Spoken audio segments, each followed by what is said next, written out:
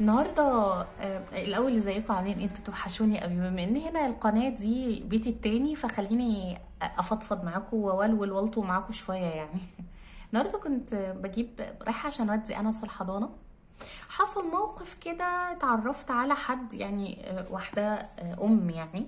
قاعدين بنتكلم وبتتكلم معايا وكده، وانتي بتشتغلي؟ قلت لها انا عندي براند دلوقتي خاص بيا بشتغل فيه يعني زي شرعي نقابات وخمارات وكده باسمي لكن شغلي الحقيقي انا مش بشتغل دلوقتي غير ستيشنز بسيطه قوي.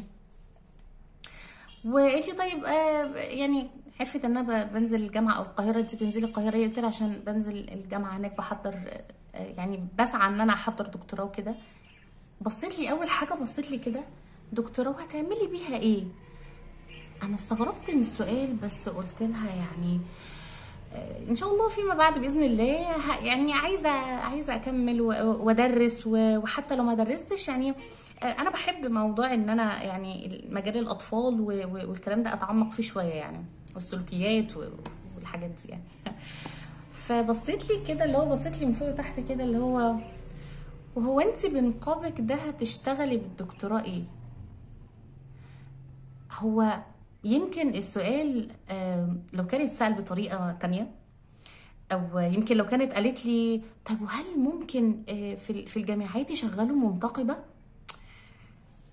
تغيير القعدة المفاجئ وطريقة السؤال الملتوية وحطت ايديها على دماغها وهي بتعمل لي كده، يعني انا اتصدمت استغربت قوي. ف هعمل بيه ايه؟ هعمل بيه كتير يعني. هو النقابي ده مشكلته ايه يعني؟ اذا كان جامعه من الجامعات ترفض النقاب، هو ما فيش نص صريح لغايه دلوقتي يعني قانون صريح ان هم مانعين المنتقبات ان هم يدرسوا، بس ما علينا يعني. حتى الطريقه ما كانتش حلوه خالص يعني. خليني اقول لك بقى يعني كلام انا اذكر بنفسي وافكرك بيه ولازم تكوني عارفاه.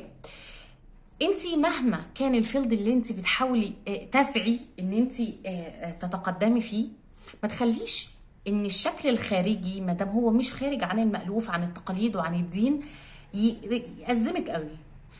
خلاص انت اخترتي طريق، ما تتراجعيش فيه طول ما انت عارفه ان هو طريق يرضي الله سبحانه وتعالى، يرضيكي، ما يعقش الطريق اللي انت ماشيه فيه. ما فيش رولز مثلا ممنوع فيها اللبس ده، وما تخليش حد بكلامه او سؤاله يقلل من نقابك. بصوا انا رديت عليها وقلت لها النقاب ده احسن حاجه انا اخترتها طبعا، وبعدين هم ملوش علاقه ابدا اللبس ما دام هو ما يخالفش القانون او العادات والتقاليد.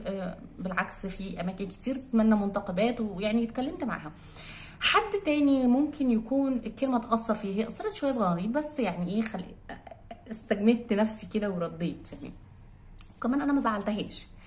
فالمشكله ان في ناس كتير بتبقى فاكره ان المنتقبات دول اخرهم خالص يلبسوا النقاب علشان يوفروا لبس، وعلشان يقعدوا ينزلوا يشتروا خضار، مع احترامي لكل الناس اللي بتكتفي بده بس، ويطلعوا ما يعملوش اي حاجه في الدنيا.